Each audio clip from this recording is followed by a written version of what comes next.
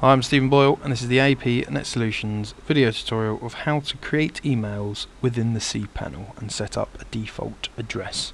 So just drop us an email asking for your Cpanel details, and you'll get a link that you can click on and a username and password.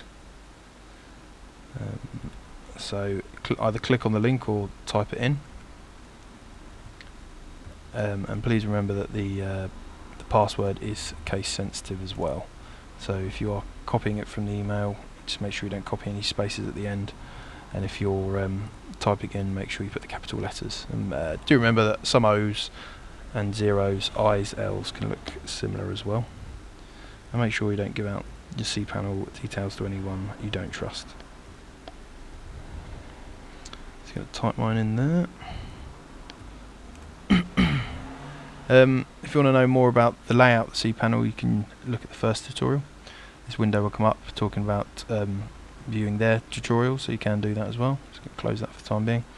And then this one we're going to set up email accounts.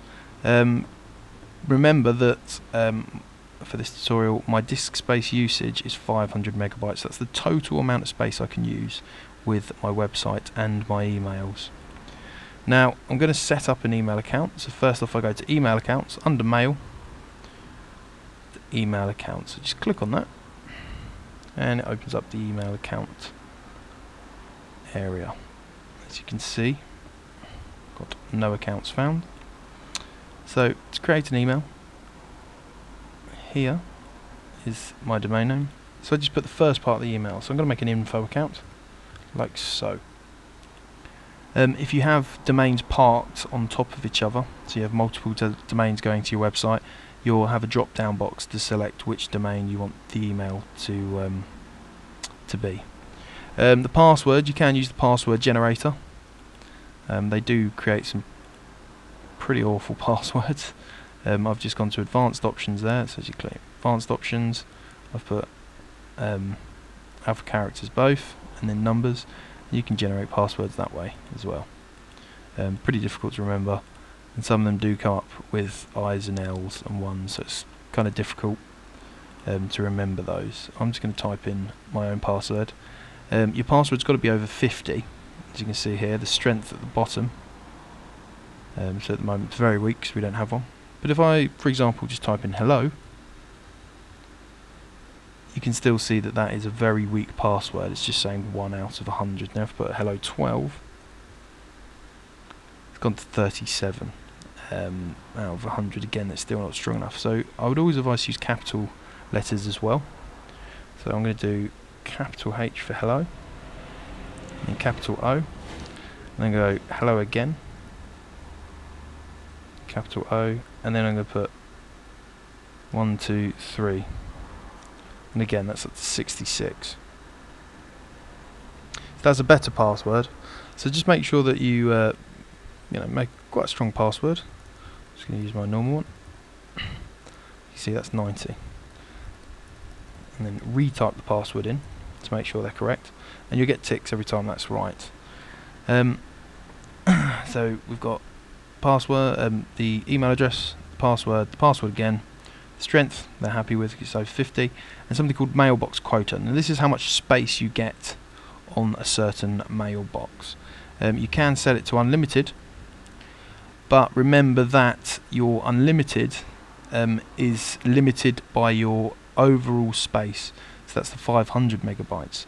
So if I was to have unlimited space on the info account, and I got to 500 megabytes, that actually tops out my overall space because it's all stored in the same area. So I'm just going to leave that unlimited and create account. And as you can see, it comes down here. So I'm just going to create another account again. I'm going to create one for myself, and again type in another password.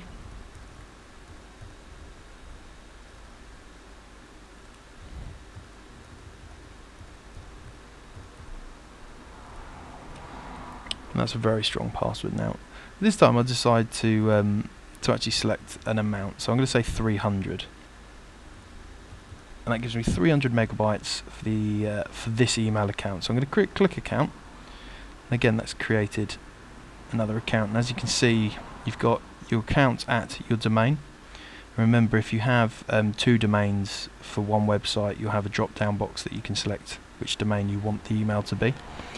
So you got that, and then you've got the usage and quota.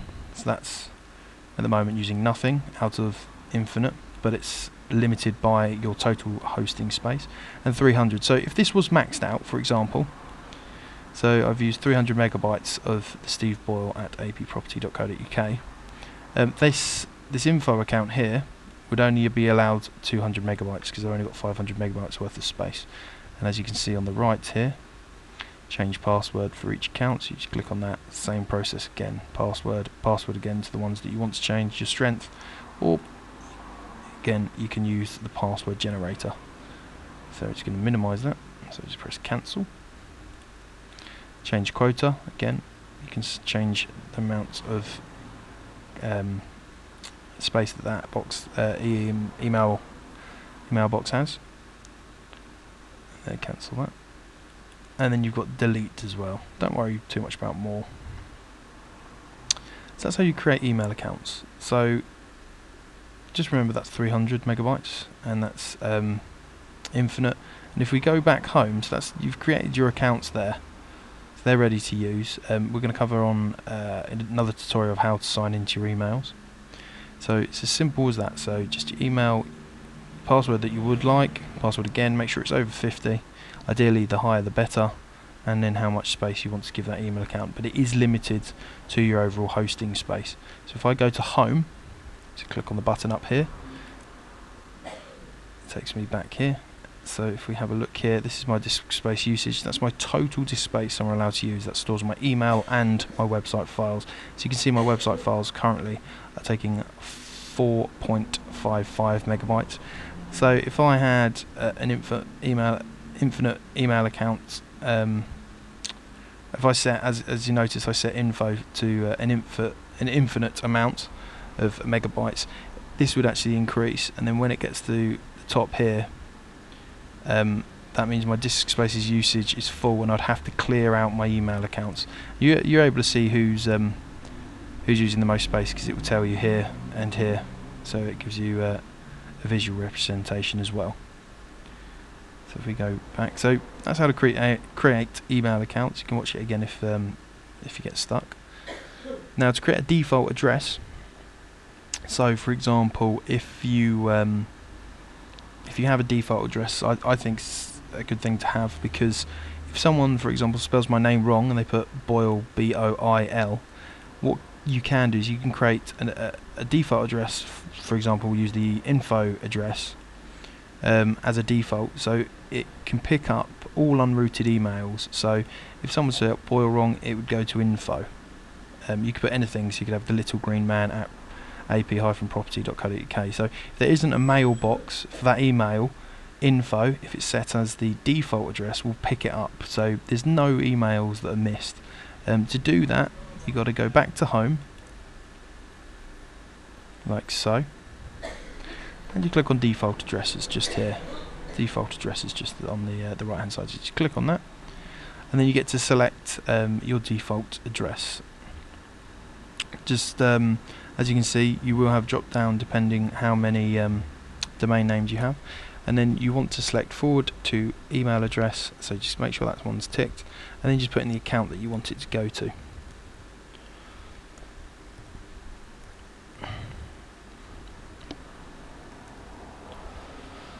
Whatever you do, make sure you spell that right and correct, because otherwise it won't get them through.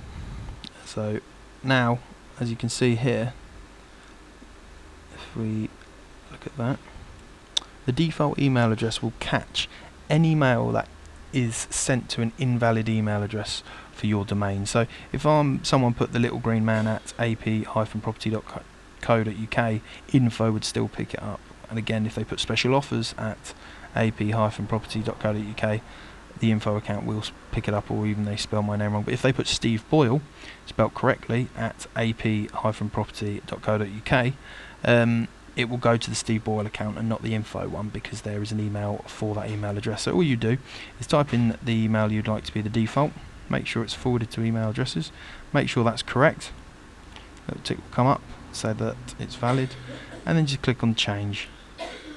and as you can see, all unrouted emails for ap-property.co.uk is now going to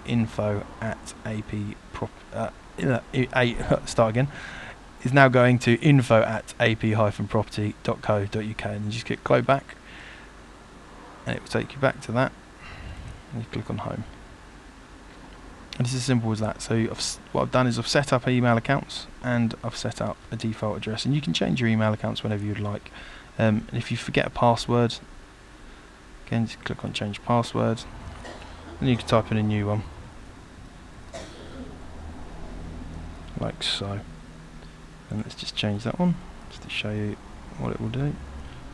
Again, make sure they're correct. This is the new password that you'd like, and just say change password, and that's done. If you do change your password and you had your old for example, if you set up your email account, then you set up Outlook and you change the password on here, you need to update your Outlook. It will say that it can't sign on or need to sign in. Just put in the new password that you've just changed it to as well. So that's how you create email accounts. Always click on the home to go back as well. And in the next tutorial we will be looking at most probably AW stats. So I hope that helps. Make sure you click log out. It will tell you once you've logged out, and that's how to create email accounts. Thanks for listening.